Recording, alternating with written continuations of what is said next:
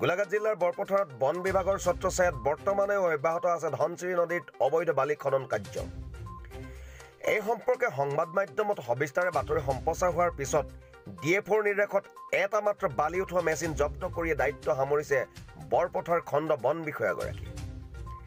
তাৰ পৰিৱৰ্তে বন বিভাগৰ সেউজ সংকেতত এতিয়াও দিনৰ পৰিৱৰ্তে নিশা নিশা অব্যাহত আছে ধনশিৰি নৈৰ বুকুত অবৈধ বালি খনন কাৰ্য। বালি মাফিয়াৰ পৰা প্ৰতি সপ্তাহে হাজাৰ হাজাৰ টকালৈ নিশা নিশা মেচিন লগাই ধনশিৰি নদীত বালি চুৰ কৰিবলৈ সুবিধা প্ৰদান কৰিছে বৰপথাৰ খণ্ড বিষয়া ৰাজীৱ কাকতিয়ে। গোলাঘাট জিলাৰ DFO গৰাকীৰ মৌনতাক সন্দেহৰ দৃষ্টিয়ে চাবলৈ লৈছে সচেতন মহলে।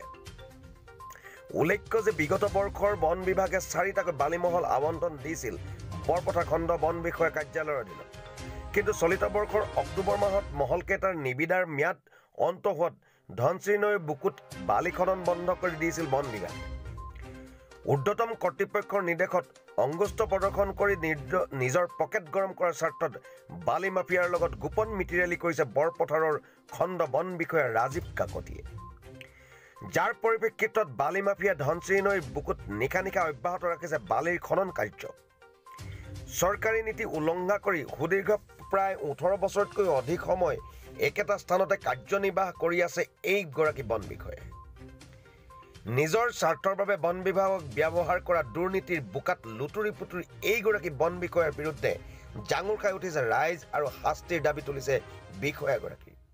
এতিয়া বন বিভাগৰ ঊৰ্ধ্বতম কৰ্তৃপক্ষৰ দুৰ্নীতিগ্ৰস্ত এইগৰাকী বন বিষয়াৰ ওপৰত কি ব্যৱস্থা গ্ৰহণ কৰে সেয়াহে লক্ষণীয় হ'ব। দুৰ্ভাগ্যজনক ঘটনা।